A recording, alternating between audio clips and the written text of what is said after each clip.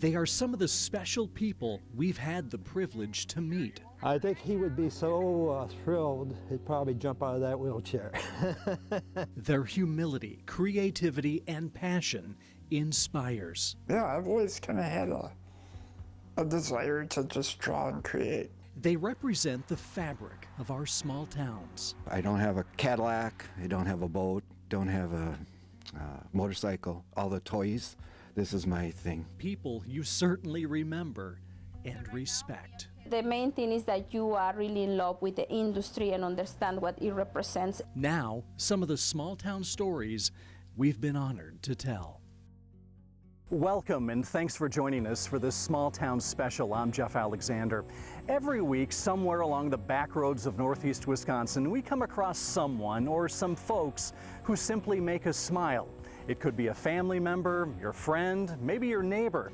Safe to say we've had quite the journey over the past several months, and now a look back at some of our favorite small town stories. We begin with a man who has overcome incredible challenges to create stunning artwork that is displayed in a number of public places.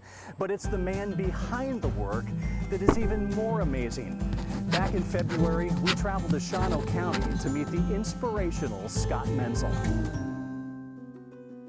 In the tiny town of Pella, Scott Menzel is happy to be home in his little studio. So this is how I get set up to draw. Always patient for his creative process to begin. In my world, nothing is fast. It's been that way for Scott since his first breath, born with a condition called spinal muscular atrophy type 2. It's a hereditary condition where, my muscles aren't getting the right signal, so the muscle growth gets stunted. So I've never really walked. I've been in a wheelchair all my life. Unable to do many of the things his friends enjoyed, Scott fell in love with art at a young age. I would draw, like cartoons and cars and, just a kind of pastime by. And it just kind of slowly progressed, through school.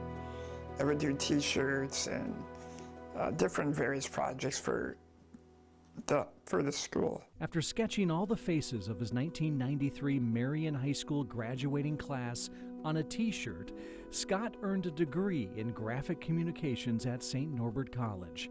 He then worked at the college for 10 years in a computer lab, helping teachers learn how to use assistive technology for students with disabilities. On the side, he continued his artwork, receiving constant praise. But inside, unsure if the compliments were sincere because of his disability. But there's always that doubt, like, you're just saying it to be nice. But I think the moment where I realized maybe there was something to it was I entered a competition and they didn't know who I was, obviously. And I got my work published in an international magazine. With newfound confidence, Scott returned to Pella. Yeah, this is kind of my home turf, which is kind of nice. Everybody is like a family in this area, so it's comforting. You're not like a stranger. And in 2014, he launched his own art business. Menzel Fine Art. Okay, pretty original, huh? This is one of my newest pieces I'm working on. Using a trackball, an on-screen keyboard, and traditional software programs like Photoshop, Blender, ArtRage, and Premiere, Scott entered the world of digital art. Really, I have no excuses. I have all the tools to be able to create whatever I envision. And now it's up to me and my responsibility to be able to produce it. It's a lifeline for him. Technology has allowed him to keep up with his art. He has lost movement in his hands over the years, and now he can draw via the computer. Scott's art can be found in local hospitals, colleges, nonprofit facilities, and businesses as far away as Milwaukee. In recent years, he's transitioned from using canvas to transferring his art onto metal. All of a sudden, you just get that aha moment where it's like, all right, it's done. Scott considers his style mostly contemporary, with a focus on abstract ideas and all kinds of creatures like this spider titled Strange Beauty. It's symbolic to me just because, like sometimes people are afraid of things they don't understand. And like being in a wheelchair, sometimes people don't know how to approach you, which I totally get. I'm not offended. And I try to break the ice with people. With the help of family and friends, Scott is able to travel to at least a dozen art shows each year around the state. A proud mom sees it as an opportunity for her son to serve as an inspiration. To show the world what a person can do and what a person is able to do. And Scott admits he's proud of how far he's come on a road traveled by very few. It's pretty awesome, I'll be honest with you. It's great to be able to create, you know, to do it for a living, you know, and then to have people see it is probably the greatest thing. Like, I want people to see it. Along with creating more art for people to marvel at, Scott has been busy this summer, involved in an upcoming fashion project. It's a big first for the disabled community. The show is part of New York Fashion Week, and Scott will walk, or roll as he says, down the runway in New York on September 8th. We certainly wish him the best. Welcome back to our Small Town Special. Her name is Rosario Ibarra, and 10 years ago she immigrated from Mexico to Wisconsin. Today she's in charge of one of the largest dairy farms in Manitowoc County. Back in April, we traveled to Newton to meet up with Rosario on the farm. At the Grotigat Dairy Farm in Newton, First milking of the day is almost done. Rosario Ibarra is constantly on the go. So right now we are heading to the milking barn where we have around 3,000 cows. A much larger operation than she first saw, growing up in a small rural town in Mexico. My grandpa had a small farm, but I'm talking about 10 cows out on the field and 20 chickens, 3 sheep, you know, that kind of environment. But there was no tractors, nothing. Everything was by hand. Safe to say, Rosario wasn't a big fan of farm chores back then. I hate it. I don't like the sun. I don't like to get wet. I don't like to get dirty. I was little library person, you know. I was always reading books, newspaper. My idea, or the idea of everybody, was I was supposed to be a lawyer or an accountant or an office person. Never anything related with the farm or animals, not at all. Like, that wasn't my thing at all. But once in college, something changed. When I realized the need for professional people in the agriculture. Leading Rosario on a previously unexpected journey. Some of them are resting, some of them are eating, and they know when the time comes for the next milking. While earning a bachelor's degree in agronomy and master's of business administration, Rosario discovered something else in her crowded college environment. I don't like people. I don't want to work with people. I need animals. Hi, ladies. Are you okay? Yeah. Enjoying your food? Rosario has come to love cows, love her job, and the idea of establishing a legacy. I am proud of being able to give back a little of what Wisconsin gave me years ago.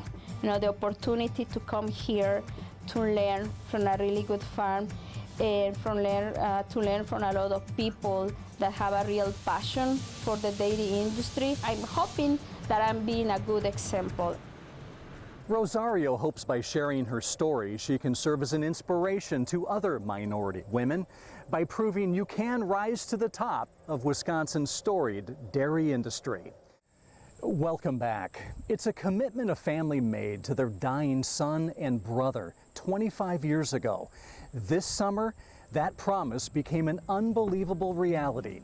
In June, we traveled to Athelstane in Marinette County to see the incredible Camp Daniel. In his short life of just 22 years, Daniel Piantine lived with muscular dystrophy and served as an advocate for people with disabilities. He traveled the country speaking to youth groups, schools, churches, promoting disability awareness. Daniel's dream was to have a place where others like him could experience joy and a family-like atmosphere.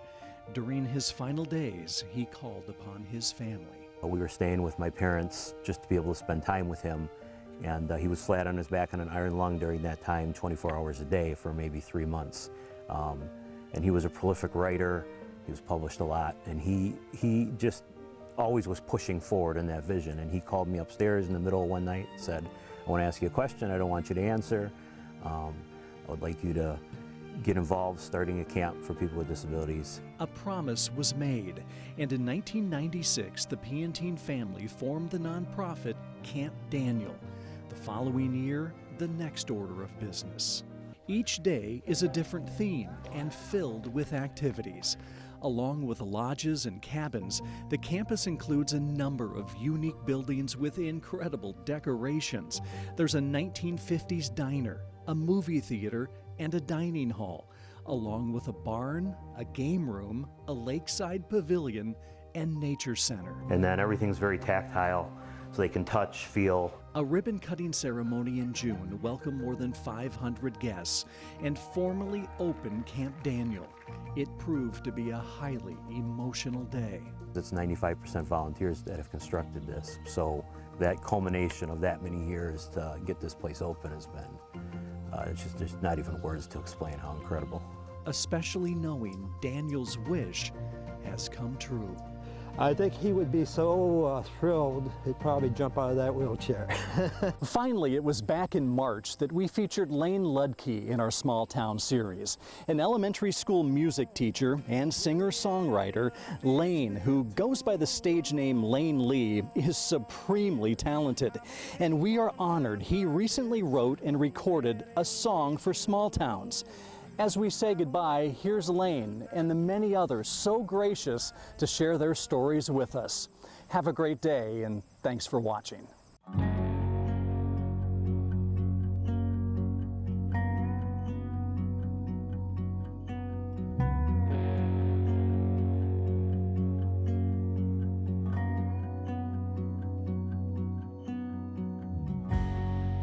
Everyone's got their story. Everyone takes life too serious. Nothing so heavy you can't laugh at it. One's here now and one's before me. We do our best to make a life that lives on. Once you see it, you just bring it out. I'm just a piece of where I'm from. I need to take responsibility for my... Yeah, I live my life like a small town story. If you're from here, you might know me, 'cause I've been running here since I was a kid. Yeah, we might be small, but our hearts are real big. We're all a part of everything it is. It won't take long to get to know me, 'cause I'm living a small town story. It's very raw. I'm very authentic.